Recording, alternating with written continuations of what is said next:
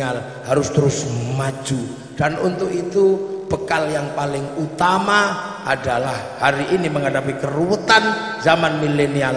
Bekal yang selalu diajarkan para habaib dan para ulama adalah bersolawat. Kenapa mesti solawat? Kenapa? Karena solawat yang kita baca itu berjalan lurus dengan apa yang dilakukan Allah dan malaikat. Siapa yang bisa melawan kalau Allah sudah melakukan sesuatu? Siapa yang akan melawan kalau malaikat sudah melakukan sesuatu? Dan yang selalu dilakukan Allah dan malaikat hari ini adalah solawat. Maka solawat kita diharapkan resonansinya berbanding lurus dengan solawat Allah, solawat malaikat secara konstan dan istiqomah. Karena solawatnya Allah pakai kalimat yusholluna, sedang dan akan terus menerus bersolawat. Makanya Said Muhammad Alwi Al-Maliki pernah menyatakan, hari ini kalau ada orang bertanya Allah pekerjaannya apa setelah sitati ayamin, solawat. Karena yusholluna mudhore. Kalau ada pertanyaan malaikat Jibril setelah menurunkan wahyu, apa pekerjaannya sekarang? Solawat. Kalau malaikat Israfil belum bekerja, belum niup trompet, lantas apa pekerjaannya sekarang? Solawat. Maka solawat yang kita lakukan setiap detik, setiap tarikan nafas sebenarnya seiring berjalan dengan solawat Allah, solawat malaikat pada Rasulullah Muhammad Sallallahu Alaihi Wasallam. Berjalan dalam irama solawat ini tidak ada satupun problem di dunia yang tidak bisa dibuka. Karena pertemuan solawat manusia, Allah dan malaikat, inilah kunci perubahan besar di muka bumi. Maka hal-hal yang mustahil akan jebol dengan solawat. Di sinilah. Dan kita diajarkan setiap hari untuk apa? Bersolawat seiring dengan solawatnya Allah, seiring dengan solawatnya malaikat. Allahu Akbar itu seiring dengan sholat, tapi sholat ada jedanya. Allahu Akbar itu seiring dengan adzan, tapi adzan ada jedanya antar waktu. La ilaha illallah ada jedanya, karena itu yang paling selalu dilakukan seluruh dunia, itu adzan. Berzikir Allahu Akbar seiring dengan adzan di seluruh muka bumi. Tapi kalau kita sholawat, setiap tarikan nafas, setiap detiknya kita sedang berjalan seiring dengan sholawat Allah, sholawat malaikat, sholawat manusia yang tertuju kepada Rasulullah Muhammad Sallallahu Alaihi Wasallam. Ini loh sebenarnya kuncinya kenapa sholawat itu mandi, kenapa sholawat itu manjur. Karena dijalankan seiring. Kalau punyamu gak manjur, sholawatnya malaikat yang manjur. Kalau sholawatmu sambil ngantuk tunjuk gini, sholawatnya Allah yang manjur. Punyamu bonceng di situ. Kalau kalian kan sholawatan kadang setengah hati, wong setengah ngantuk. Ada yang emosi sudah capek karena kiainya gak datang-datang. Ada yang emosi karena cuman kebagian tung tok. Sholawatan dari dulu cuman tung, kayak nggak berguna, tung. Mana yang belakangnya? Cuman kebagian tung itu. Ada yang tang, ada yang mang tung. Uripmu ora kanggo to lele ya tung. Akhirnya males. Ada yang ngarahan. Kenapa digigitnya? Nyamuk, sholawatnya nggak serius. Kadang ya Nabi salam alaikum. Tapi di saat yang sama sholawat Allah lurus, sholawat malaikat lurus, maka sholawat kita yang bengkok ikut katut sholawat yang lurus. Akhirnya apa? Begitu cek sampai Rasulullah, yang balik kita ikut lurus. Karena sholawat pada Rasulullah pasti balik kepada kita yang ngirim sholawat. Masih makanya senajan bengkok-bengkok nyampe sambil gurau nyampe. Kita sholawatnya sambil gurau, tapi berjalan dengan sholawat Allah, berjalan dengan sholawat malaikat. Maka sholawat kita yang sambil bergurau tetap sampai kepada Rasulullah. Kadang kita baca sholawat sambil ya Allah, sambil Allah Masya Allah Allahumma sholli ala Muhammad gitu. Itu kita nggak sering, tapi itu tetap sampai. Kenapa? Pada saat kita Allah sedang bersolawat, malaikat sedang bersolawat, maka solawat sambil bermaksiat pun sampai kepada Rasulullah. Itu kuncinya solawat. Karena apa? Ada resonansi besar yang ikut pada solawatnya Allah dan solawatnya malaikat. Makanya kalau sampean males doa yang solawat, makanya sambil joget solawatan, nyampe wong ikut resonansi solawat Allah malaikat. Innallaha wa malaikatahu yusholluna 'alan nabi. Allah dulu, malaikat dulu, baru ya ayyuhalladzina amanu shollu. Maka solawatmu bareng sama solawatnya Allah dan solawatnya malaikat. Makanya solawat itu model apa saja indah, karena sedang diiringi oleh sholawatnya Allah, pakai deneng indah. Ya Rasulullah salamun alaik, deneng indah. Pakai gendera, ya indah. Mana ada yang seindah sholawat? Gak ada, Beb. Saya sudah penelitian, mulai dari lagu dan irama yang seindah sholawat gak ada.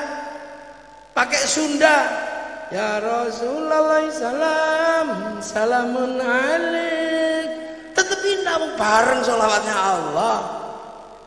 Pakai model marhaban ya nurul aini, marhaban indah. Pakai orang tua, halo ya Nabi salam alaika, indah. Nggak ada yang nggak indah. Karena apa? Bareng. Wassalamun mustamirun kulaki ni'ata jaddat, indah. Ya Badrodin, ya Badrodin min hazakul, indah. Nggak ada yang seindah sholawat. Pakai apa aja indah.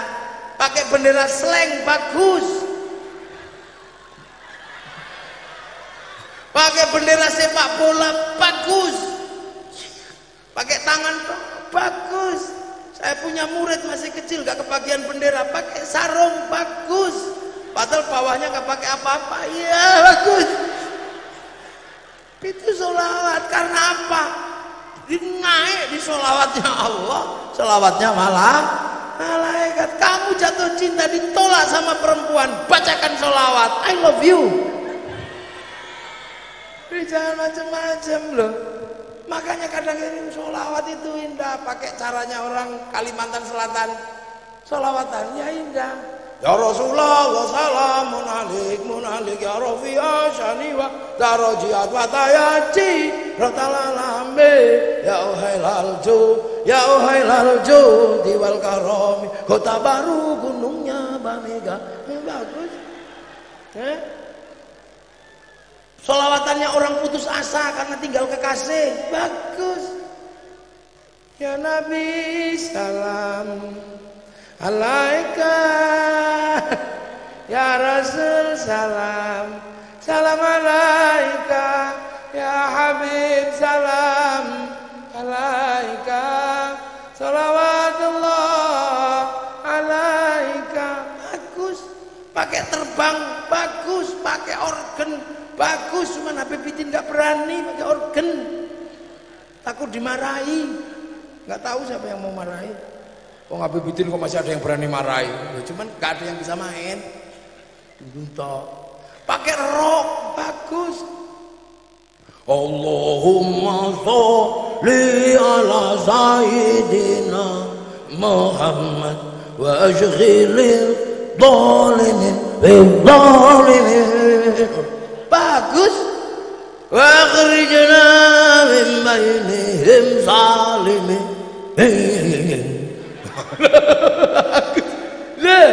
Bagus. Apa yang ala alihi wa sahbihi ajma'in. Bagus. Bahkan Habib saya ketambahan gogok bagus. Ya Hanana, ya Hanana, ya Hanana, ya Hanana, ya Hanana, Nabi Muhammad, halikal fadlu min Allah. Gok, ya Hana, bagus. Coba, ayo, mana ada? Ayo, ini sholawat. Saya itu nirukan gok-goknya nggak pernah bisa. Kalau depannya berani taruhan saya, bagus saya. Depannya gok-goknya nggak bisa. Saya nggak berani kalau sama Habib Bidin. Saya ngeri kalau dengar suaranya Habib Bidin itu. Upun-upun saya kayaknya mau mumbul. Gitu kan, tak contoh nggak bisa. Saya pernah coba contoh sholawatnya Habib Bidin, seminggu gak ada keluar suaranya saya. Gak tahu jenis tenggorokan model apa itu. Itu wah itu bulu mate saya udah gak kuat ya. Kalau masih Habib saya masih kuat saya. Kalau masih opik itu masih kuat. Kuat. Hanya dirimu yang bisa membuatku tenang, tanpa dirimu aku merasa hilang dan sepi. Kuat saya masih, asal jangan Habib Bidin. Apalagi cuman Rhoma Irama, enteng. Kalau sudah tiada baru terasa, enteng. Imam Syarifin, enteng semua. Tapi kalau udah bebitin nggak kuat saya, nggak kuat. Sudah saya coba, jadi nggak perlu saya tunjukkan di sini. Bukan karena saya ada bebitin, nggak kuat memang udah. Gitu nggak kuat saya. Nggak tahu ini. Jadi, kalau masih apalagi kalau yang lain-lain masih tahan ya. Masih kuat, apalagi kalau dangdut kayak Via Valen enteng. Nela Karim. Tapi kalau sholawatan indahnya luar, apa aja indah. Pakai iya, itu juga indah. Makanya kadang orang kalau nggak ngerti ilmu ini pasti komplain. Bukan apa-apa, yang kuat itu yang sholawatnya Allah, sholawatnya malaikat, timbangi kita pasti katut. Makanya sholawatan ini indah. Wayang nggak bisa. Wayang yang kemarin yang Pak Mantep itu indahnya kalau cuma pakai bahasa Jawa. Pakai bahasa Indonesia jelek wayang itu. Coba sekarang dipraktekkan. Oh, bumi gonjang kancing langit kelap-kelap. Oh, bumi berguncang-guncang langit berkedip-kedip. Nggak jadi. Udah tak coba. Oh Kakang Mas, oh Kakanda, itu bagus. Indonesia Raya itu juga jelek kalau selain bahasa Indonesia. Indonesia lemah banyuku, nggak jadi. Lihat tak? Indonesia lemah banyune nyong, rusak karena bukan sholawat. Adzan hanya begitu itu, pakai yang lain nggak bisa. Hayya 'alas shalah.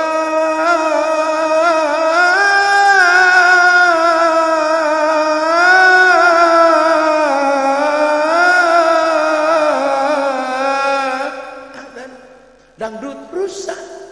Hayya 'alas shalah. Bubar gak bisa. Lihat kan? Kalau sholawatan apa lagi dangdutan ya enak. Ya Rasulullah salamun alaik. Tambahi dodoteng ya enak. Duhai senangnya pengantin balik enak. Indianan. Ya Rasulullah salamun alaik. Ya Rafi'asya Raji Al-Fataya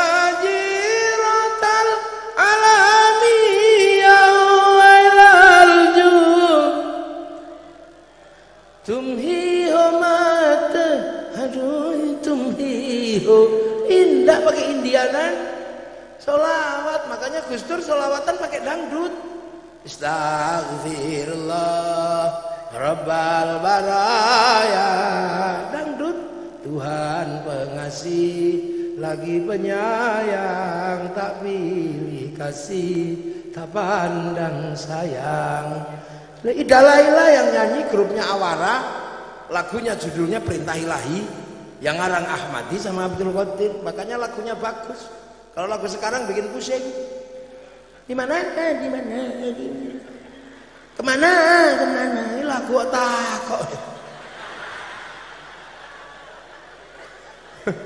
Atau lagu yang nggak ada suaranya, popong doc. Lagunya Inul. Sampai kiai-kiai dasarku yang setan, penuh syahwat. Yang nggak apa-apa cuman Gus Dur, nggak apa-apa Mbak Inul, gitu aja kok repot. Orang marah semua. Gus, itu goyang penuh syahwat, kenapa kau katakan nggak apa-apa? Jawabnya Gus Dur, loh, emang sampean lupa kalau aku udah nggak lihat? Ya, lah ini makanya kita ini Masya Allah hidup di era seperti ini.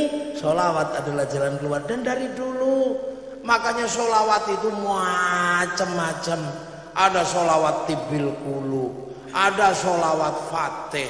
Kalau suwempit sholawat fatih, kalau lupa sholawat lupa. Lu ada sholawat lupa. Kalau sampean belajar kok susah nyantol, ada sholawat namanya sholawat lupa, sholawat nisyan.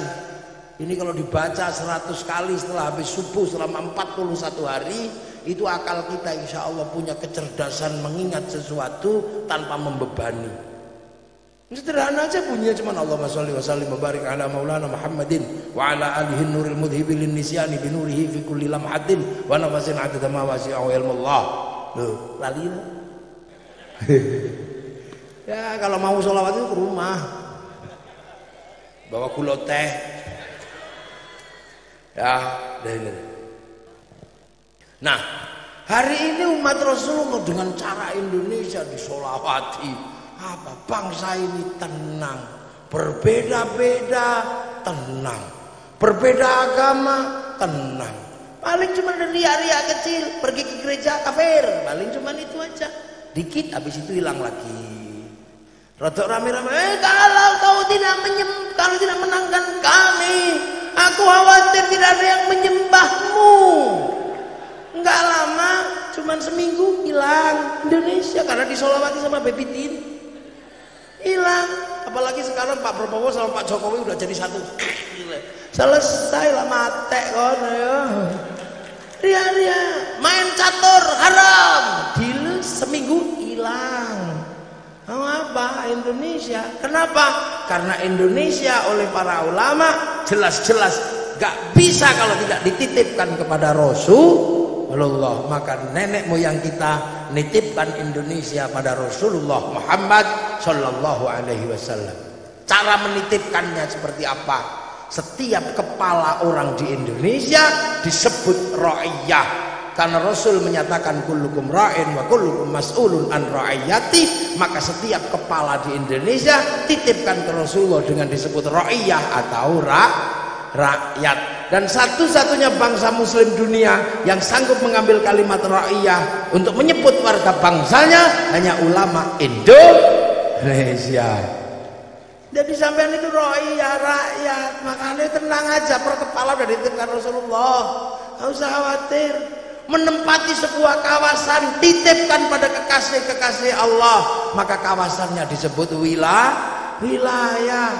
Kalau sedang berdiskusi titipkan kepada Allah, wasyawirhum fil amri, maka diskusi ra'iyah disebut musyawarah. Titipkan ke Allah, semua titipkan. Kalau lagi bermusyawarah jangan menang-menangan sendiri, titipkan ke Allah. Tafassahu fil majalis fafsahu yafsakhillah. Ruang musyawarah dikasih nama majelis. Ngangkat pemimpin titipkan sama Allah. Wasi'a kursiyyus samawat, maka kedudukan pemimpin disebut kursi. Dan wilayah yang kita tempati akhirnya disebut negara kesatuan Republik Indonesia. Makanya inilah jawaban kenapa Jazirah Arab satu bangsa bisa pecah menjadi puluhan negara. Eropa satu bangsa bisa pecah jadi puluhan negara, tapi kenapa kita yang puluhan bangsa mampu bersatu dalam satu negara, kesatuan Republik Indonesia? Karena dititipkan pada Rasulullah dengan sebutan ra'iyah atau rakyat, dan Rasulullah mendapatkan beban rahmatan lil alamin yang diajarkan waja'alnakum syu'uban wa qabaila lita'arafu. Ini kalau bukan para wali nggak bisa dulu meletakkan hal seperti ini. Makanya untuk tetap membuat situasi tenang, rakyat sudah dititipkan ke Rasulullah, kalau ada sesuatu siram dengan sholawat. Antara yang ada dan yang tiada bersatu dalam nama Rasulullah Muhammad sallallahu alaihi wasallam. Makanya sholawat, makanya bibitin sholawat tenang. Harap apa udah tenang sekarang. Maka sekarang jadi pertanyaan oleh orang seluruh dunia, bangsa kita menjadi bangsa yang mempersiapkan dirinya untuk menjadi bangsa milenial, karena milenial adalah bangsa yang bisa bersatu dengan bangsa manapun. Kamu boleh menggunakan pola pikir Eropa, kita boleh menggunakan pola pikir Belanda, kita tidak lagi menggunakan aku cinta padamu tapi I love you. Kita tidak lagi menggunakan model rambut Indonesia tapi rambut Amerika mohawk, atau rambut Korea miring. Kita tidak lagi menggunakan makanan Indonesia tapi spaghetti. Tapi antar bangsa tidak boleh lupa, batas milenial terakhir adalah batas bangsa dan negara. Karena sehebat apapun kemampuan kita memahami Amerika, kalau kita pergi ke Amerika tetap ditanya pasportmu mana. Sehebat apapun kita memahami bahasa Arab, ketika masuk ke Saudi tetap ditanya pasportmu mana. Maka batas terakhir milenial adalah batas bangsa. Maka seliar apapun pikiranmu dan batinmu, jangan lupakan bahwa kau tetaplah bangsa Indonesia. Makanya kalau mau menyelesaikan bangsa Indonesia, kita selesaikan dengan cara Indonesia. Dulu waktu awal Indonesia berdiri, semua ingin penyelesaian. Ada yang menginginkan mari kita selesaikan bangsa ini dengan cara Belanda. Maka nenek moyang kita melahirkan sebuah naskah besar, tenggelamnya kapal Van der Wijk. Apakah bangsa ini akan diselesaikan dengan cara Arab? Lahir naskah besar di bawah lindungan Ka'bah. Milenial tidak tahu itu, milenial komik aja nggak ngerti. Apakah akan diselesaikan dengan cara Eropa? Lahir naskah besar salah asuhan. Apakah akan diselesaikan dengan cara Indonesia murni? Lahir naskah besar Siti Nurbaya. Maka kenapa sekarang ketika bangsa ini bermasalah, kau cari penyelesaian keluar? Hizbut Tahrir didirikan oleh Taqiyuddin An-Nabhani untuk menjadi penyelesai problem Filistin, dan itu gagal. Kenapa kau tarik ke sini untuk menjadi penyelesai problem Indonesia?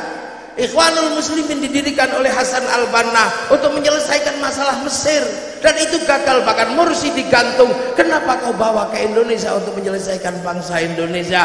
No, kita bukan bangsa Mesir, kita bukan bangsa Afrika, kita bukan bangsa Filistin, kita bangsa Indonesia. Dan Indonesia akan terlibat dalam perdamaian dunia. Kita tidak akan menjadi bagian dari perdamaian dunia kalau kita tidak bisa berdamai dengan bangsa sendiri. Dan hari ini bangsa yang paling bisa berdamai dengan bangsa sendiri, bangsa Indonesia.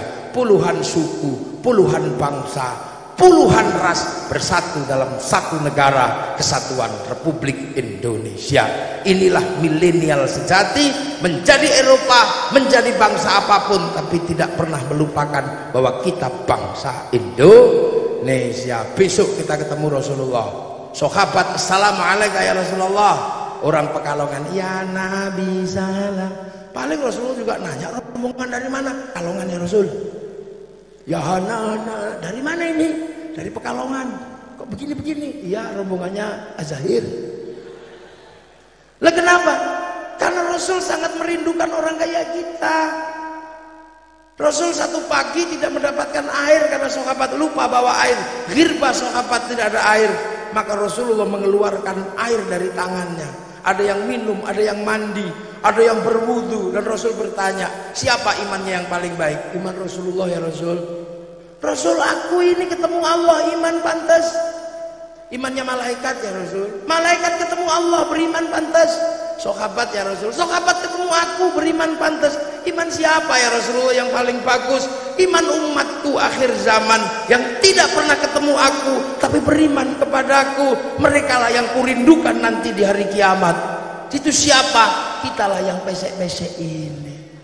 Ya, makanya kita ini untuk menjadi bangsa-bangsa besar, Rasulullah sudah mempersiapkan Islam untuk menjadi agama milenial, agama masa depan. Semoga semua selalu diingatkan bahwa kita umat Rasulullah yang ada di Indonesia, punya bangsa Indonesia, dan semua akan mendapatkan syafaatnya nanti di hadapan Rasulullah Muhammad sallallahu alaihi wasallam. Al-Fatihah. Siratal ladzina an'amta 'alaihim ghairil maghdubi 'alaihim waladdallin. Amin. Ihdinas siratal mustaqim. Assalamualaikum warahmatullahi wabarakatuh. Allahumma shalli ala sayyidina Muhammad